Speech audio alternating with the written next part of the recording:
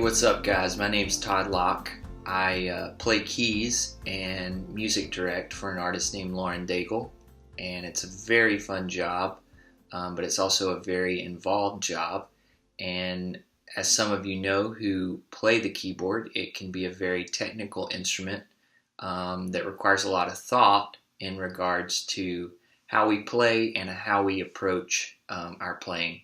So I wanted to answer some questions for you guys today regarding playing live, and I know that that looks different for everybody else because everyone comes from a different background.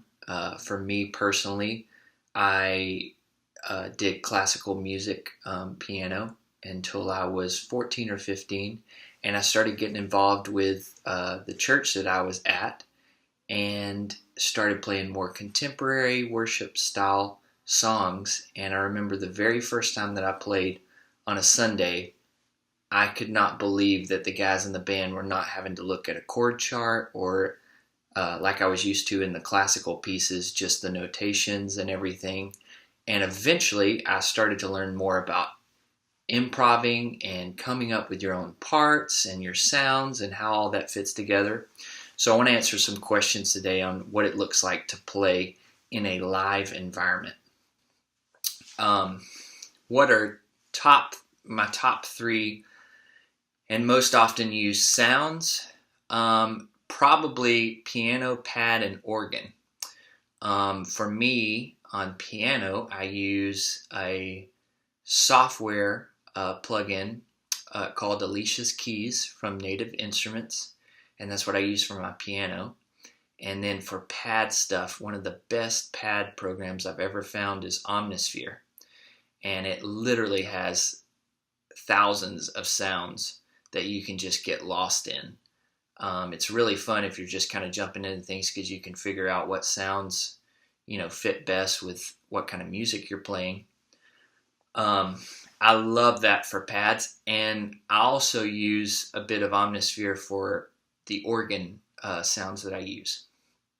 And so you can get a lot of stuff out of Omnisphere. You can even find nicer Rhodes sounds like what I have here.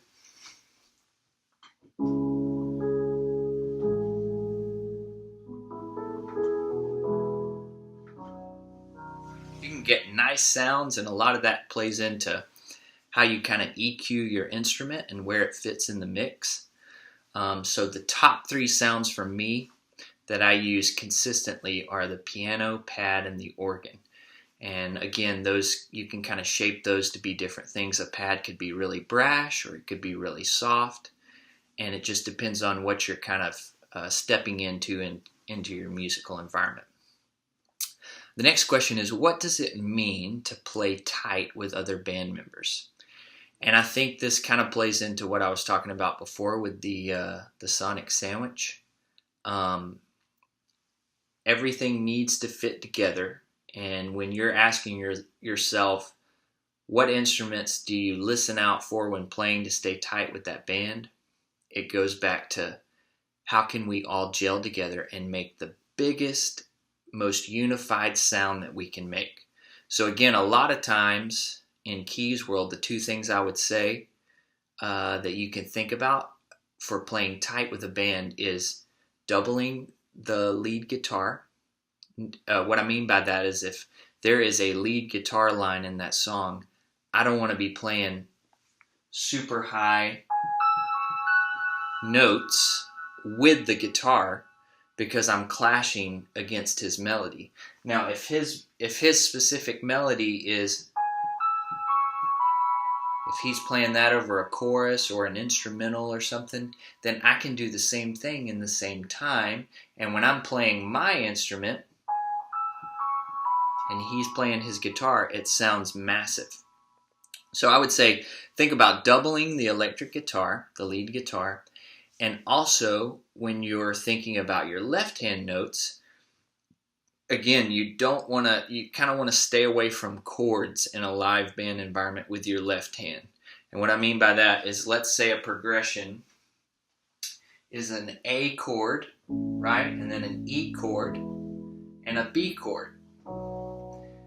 If I am wanting to fit well with the music, I don't need to play the chord in my left hand, because then it's going to sound like this.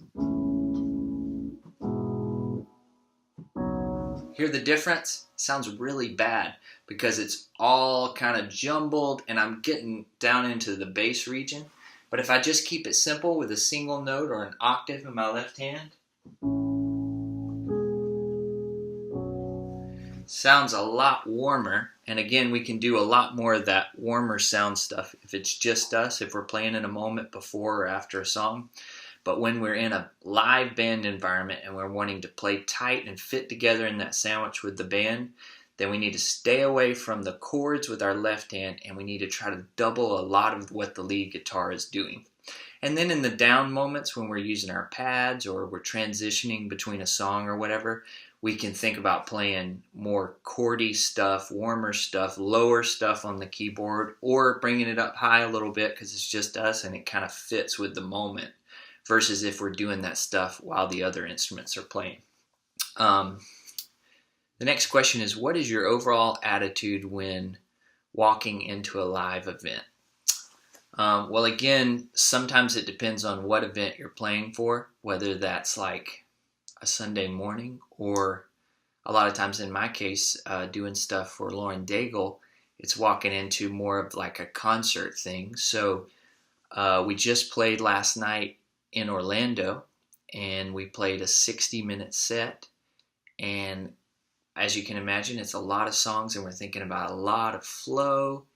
And when we go into that environment, it's the balance of, okay, I want to follow who's singing, whoever's leading on a Sunday, or we're doing like a live event for a concert or something. It's an artist, and I want to ask myself the question, how can I best serve them and serve the band?